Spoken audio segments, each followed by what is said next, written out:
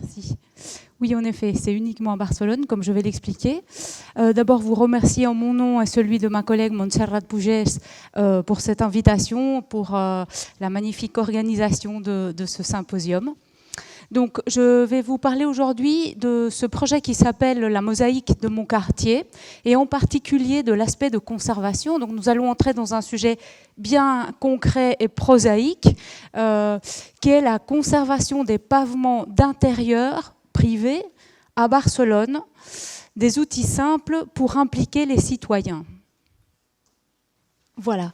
Donc, la mosaïque de mon quartier, c'est un projet participatif, donc citoyen, pour découvrir, mettre en valeur et conserver le patrimoine mosaïque de la ville de Barcelone.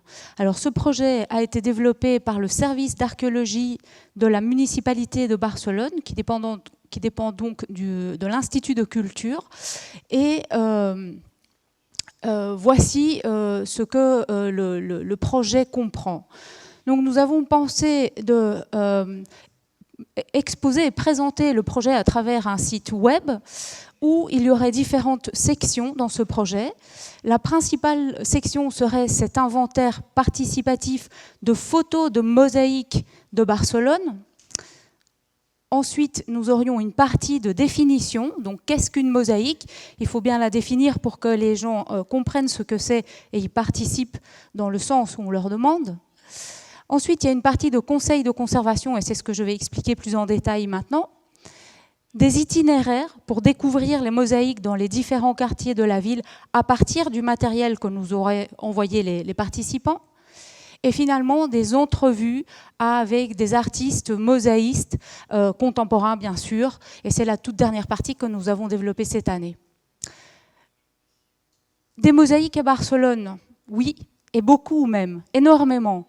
On connaît bien, vous aurez reconnu évidemment le fameux banc du parc Güell, également la scène du Palais de la musique catalane. Mais à Barcelone, il y a beaucoup d'autres mosaïques, en commençant par les mosaïques romaines, jusqu'aux mosaïques contemporaines, en passant évidemment par celle de Miro par exemple.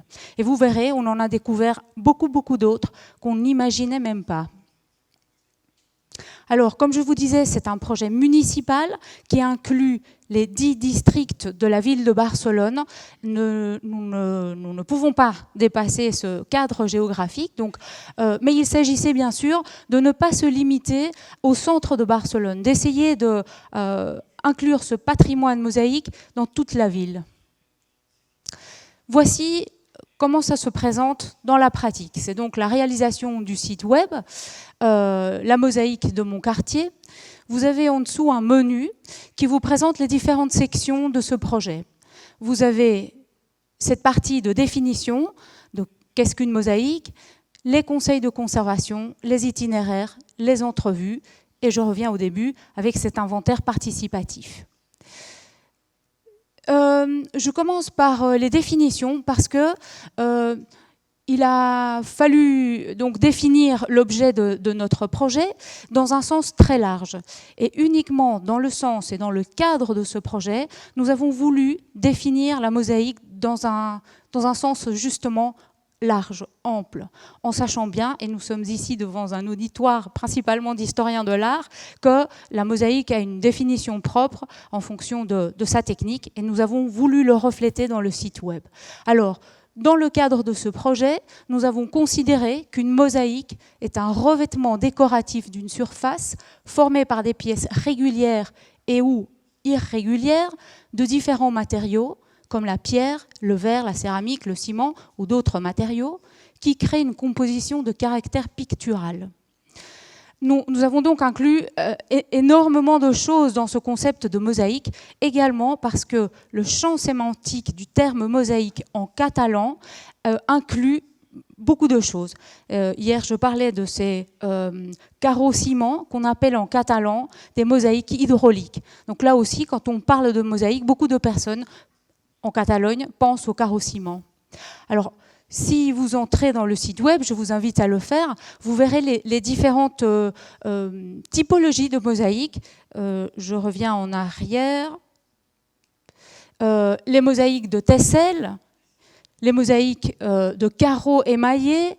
Nous avons, le trencadís, qui est cette technique qu'on retrouve beaucoup en Catalogne et dont Mireia Flecha et Marta Saline viennent de publier un superbe bouquin.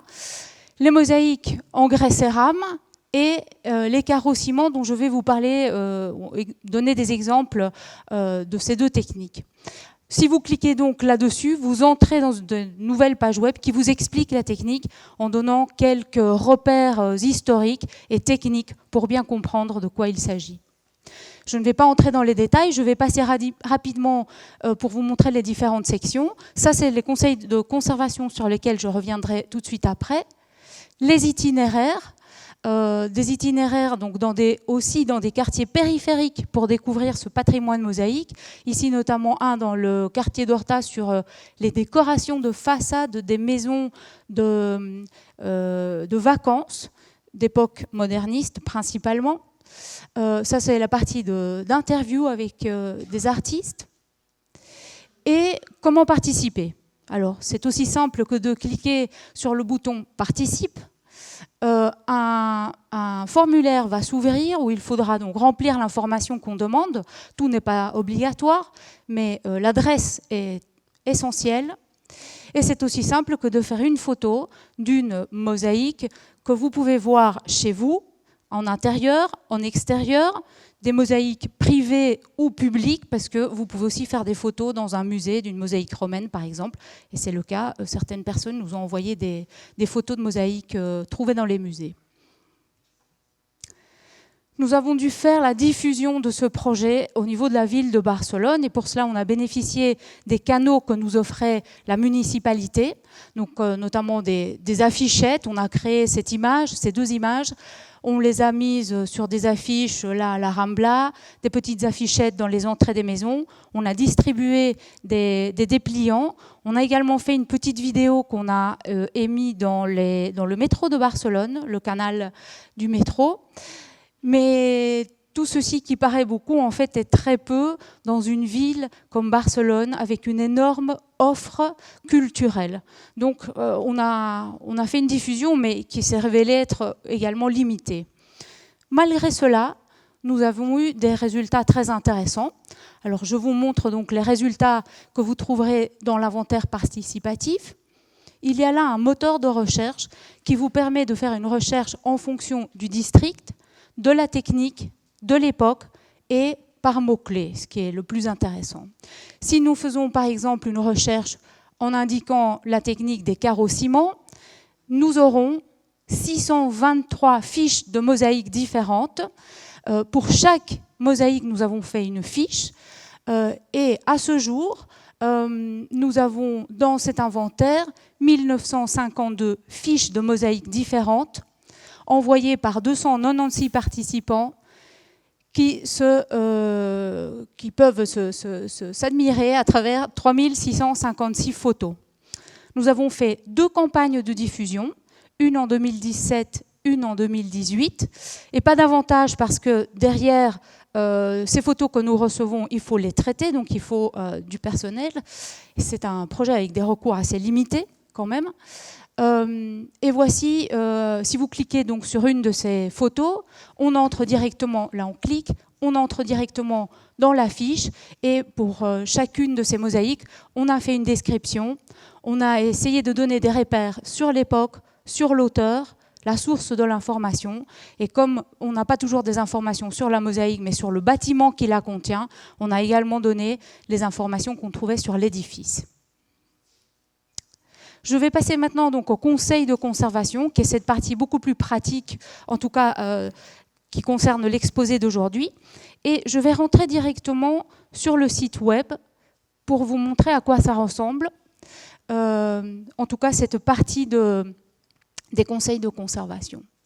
Vous avez donc ici l'onglet Conseils, et si vous descendez, vous verrez donc que d'abord, il s'agit de définir de quel type de mosaïque on a à faire, puisque ce n'est pas la même chose de donner des conseils de conservation pour un carreau-ciment pour un grès cérame ou pour des mosaïques en carreaux émaillés. Alors il faut savoir que ces conseils sont destinés aux particuliers, aux privés. Ils ont été rédigés par les étudiants et les professeurs des 2 écoles de conservation-restauration qu'il y a à Barcelone et par le laboratoire de restauration de la Diputación de Barcelone. Mais ils sont adressés non pas à des professionnels, mais à des privés qui voudraient conserver de façon respectueuse le pavement qu'ils ont chez eux. Donc, de quelle technique est fait ma mosaïque? Ce serait ceci. Si nous descendons, nous trouvons les différents conseils pour les différents types de mosaïques. Ici pour le grès cérame, pour les carreaux ciment, pour les carreaux émaillés, pour le trencadís et une bibliographie. Je vais vous montrer les conseils pour le grès cérame. Voici, nous commençons par donner des repères pour identifier, pour être bien sûr que la personne qui a ce pavement puisse identifier ce qu'il a avec le matériau.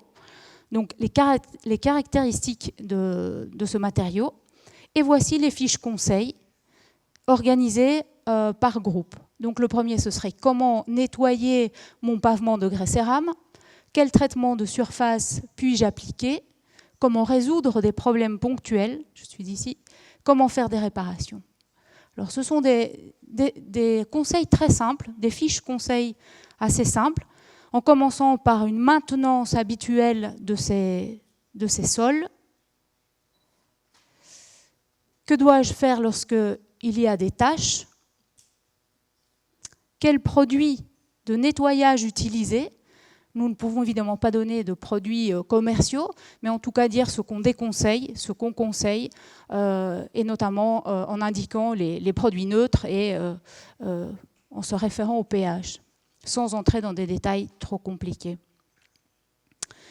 Quel traitement de surface? Ça, c'est quelque chose pour lequel les personnes nous contactent souvent, qui a beaucoup de succès.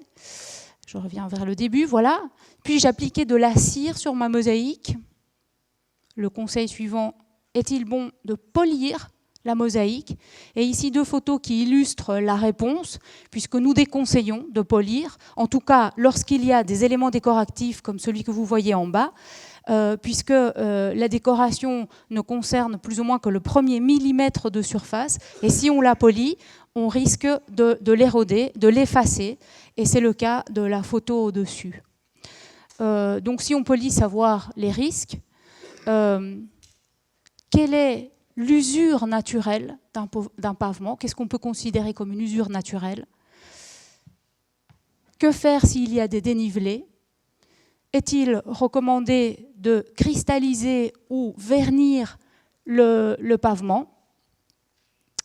Voilà, des éléments de réponse. Nous ne prétendons pas du tout dire ce qu'il faut faire et ce qu'il ne faut pas faire, mais en tout cas d'aider les privés, les particuliers à comprendre le matériau qu'ils ont et les aider à apporter une réponse à ce problème bien pratique qu'est la conservation des pavements.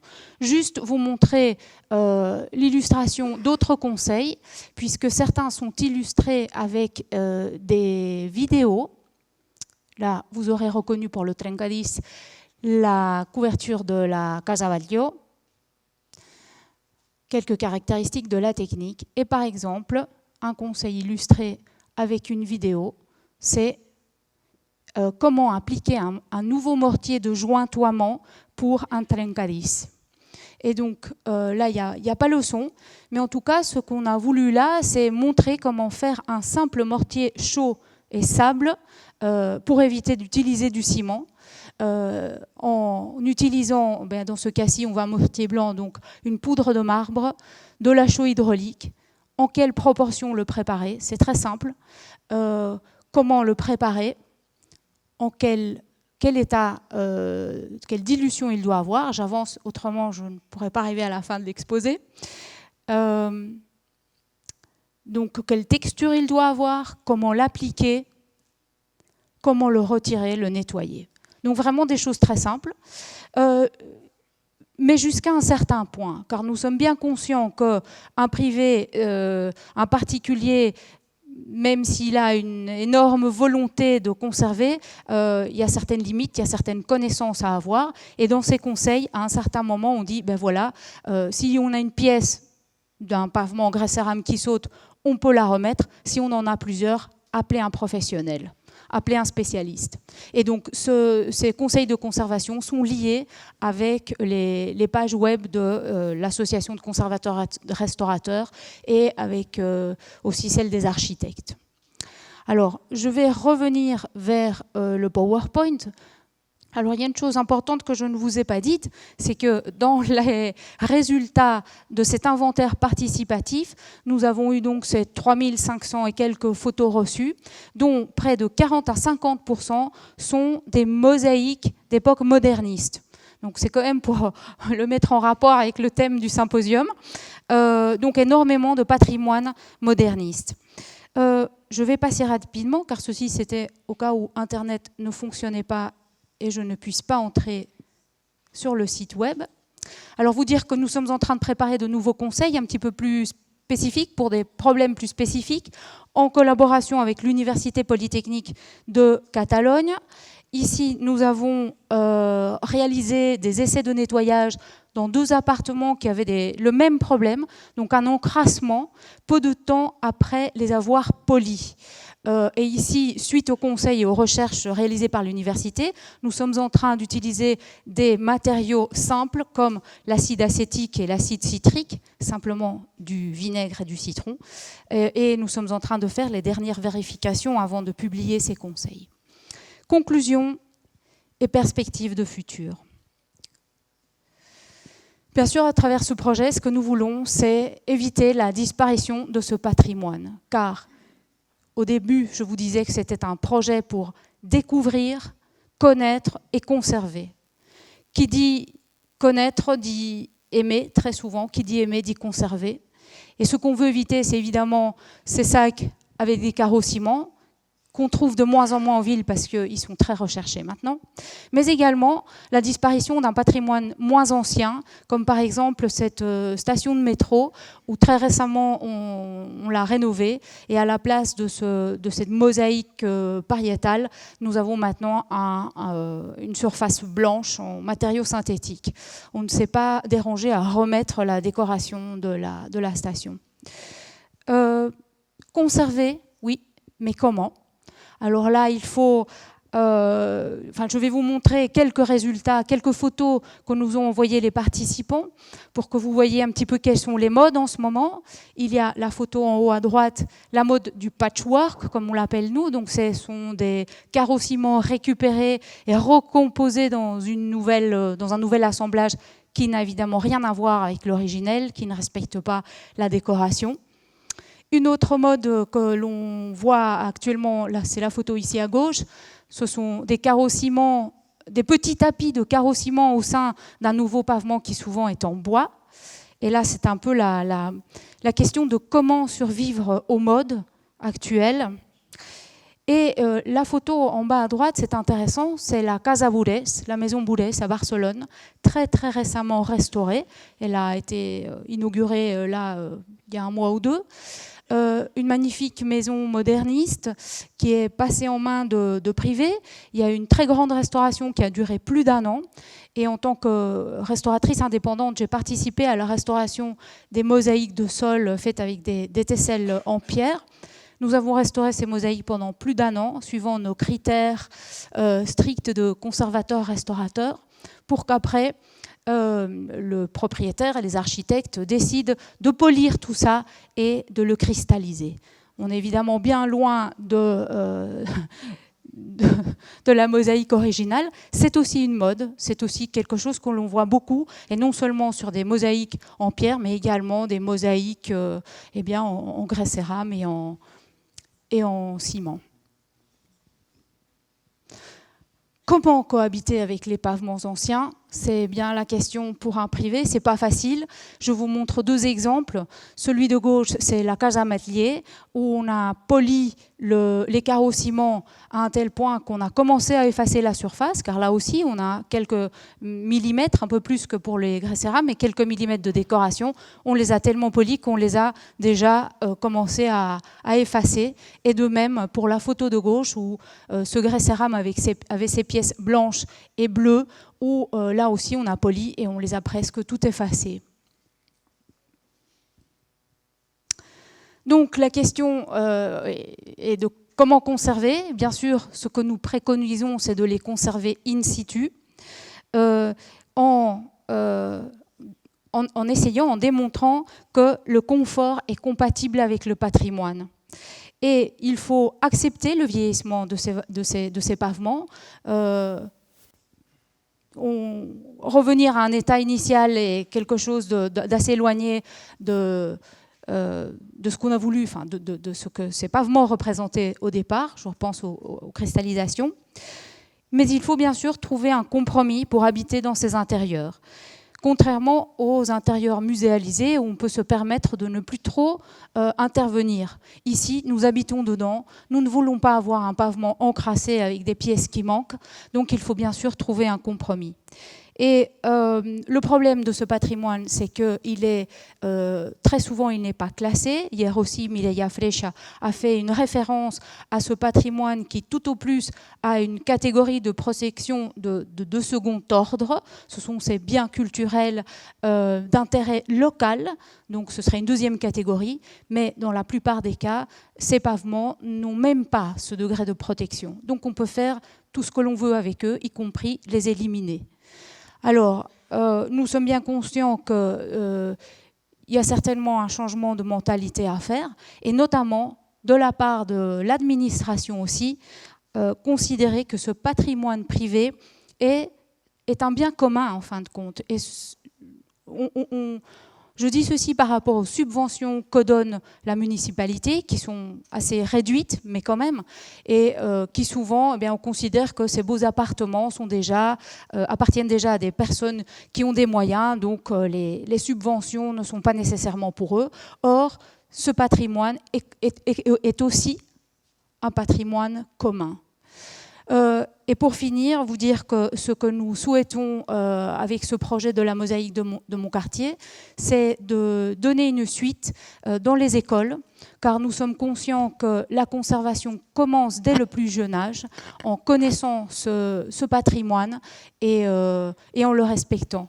Donc certainement au sein de cette idée de protection et de conservation, il y a l'éducation. Je vous remercie pour votre attention.